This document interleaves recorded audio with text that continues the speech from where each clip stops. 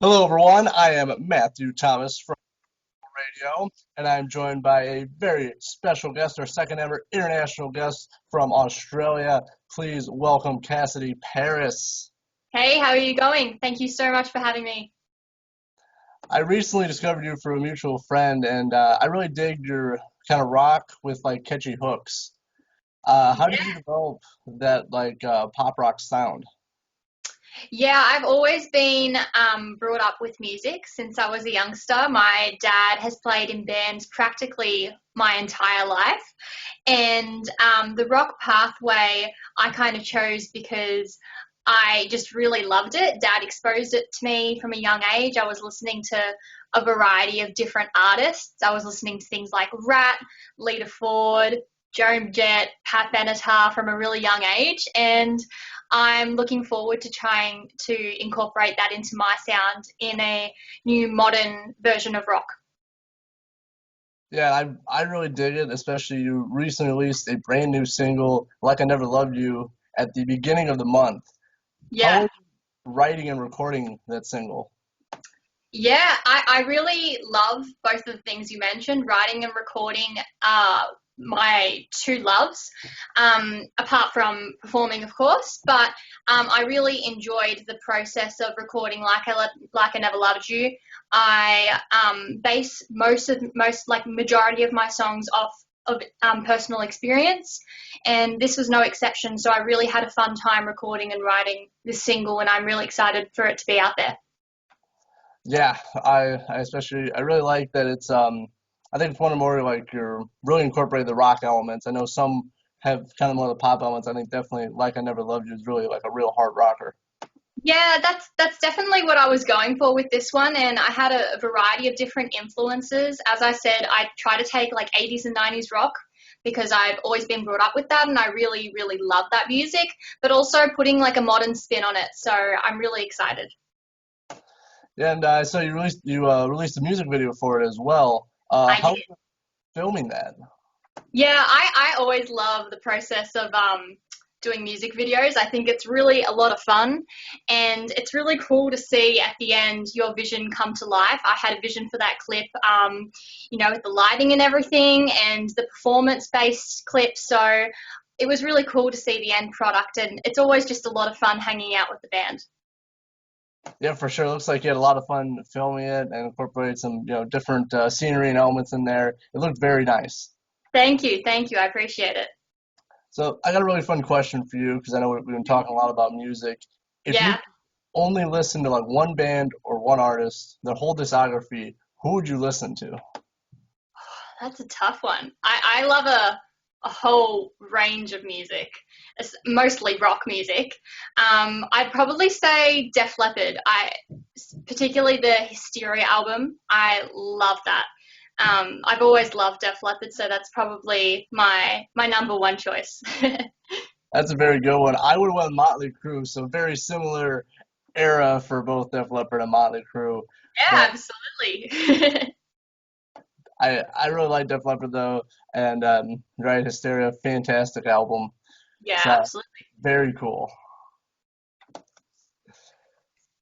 So last year you released your debut EP, Broken Mhm. Hearted. Yeah. How was it working with Andy and Paul for that EP? I always say I'm just so truly blessed to have so many people around me who have experienced different aspects of the industry and have been through it all. And Andy and Paul are no exception. I've always loved working with Paul on my music, and I think we have a really cool vision for where I want to go with music. And Andy Shanahan, I love Roxas, and I love both of their work. So I'm as much a fan as everyone else is, and it's really cool to have them give me advice, and I love taking that on board. So it's a really cool process. Yeah, you have really two great role models to work with. It's you're very blessed, and it's very cool to work with like those so experienced and talented guys. Yeah, absolutely. And as I said, I love all their material and everything they've produced. So it's cool to have them giving me advice for my musical endeavors. Yeah, for sure. And I know you started your music career very young. Um, Yeah. How did you know you wanted to become a musician? I think there was a variety of things that kind of influenced me. I think the number one thing was always seeing my dad, because he's been in a bunch of bands, as I said, from a young age. I really loved seeing him perform. I loved seeing every little step of the process that he went on, and I was kind of inspired by that. I have this one memory of him buying me a pink guitar when I was about 4 or 5 years old, and it said Cassidy on it, and I think that was like one of my turning points. And I was really kind of psyched to have that and listen to Dad's advice, from his experiences. But yeah, I think that was my main inspiration, my dad's experiences with music. Yeah, your dad also another very great and talented person to learn from as well. You have a very nice inner circle of very talented musicians to learn from. Yeah, I'm very, very fortunate in that way, and they all bring different little bits of advice to the table, and I'm just very blessed. And I know obviously right now there's no touring going on. Obviously, at No. least in the U.S. How is it in Australia? Yeah, the music industry, it's definitely taken a hard hit from COVID-19, unfortunately. And however, I've been trying to use my time really wisely. So I've been trying to use this time to write and record, and I've been doing a lot of like little live stream things. I'm an ambassador for Metalheads Against Bullying, which is a cause really close to my heart. And I did a Metalheads Against Bullying live stream. I did a Webfest show, which was really cool, and it's had a really, really good response. And I'm happy that people are really enjoying it during this difficult time.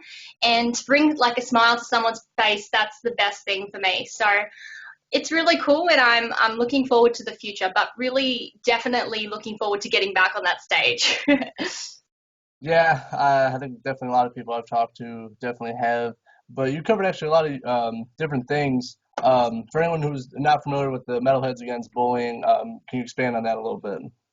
Yeah, Metalheads Against Bullying is a it's an organisation that it is advocating for no bullying, anti-bullying, and I have unfortunately had an experience with bullying throughout high school, and so this is why this cause is really, really important to me. I'm wearing the t-shirt supporting the brand.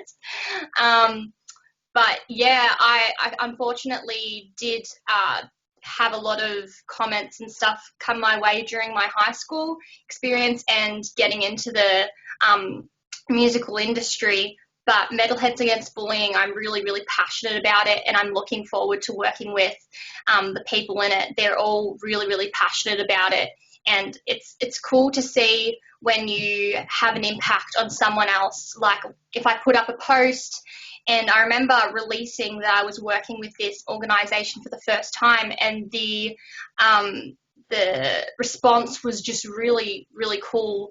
And to see people relate and to help someone is my main aim. So I'm really excited about that and really honoured to be a part of it. Yes, and yeah, I've seen the Metalhead Against Bullying, the post, the Facebook page. Yeah, And it's a very great cause, and no one should have to go through bullying. It's completely unnecessary. 100%.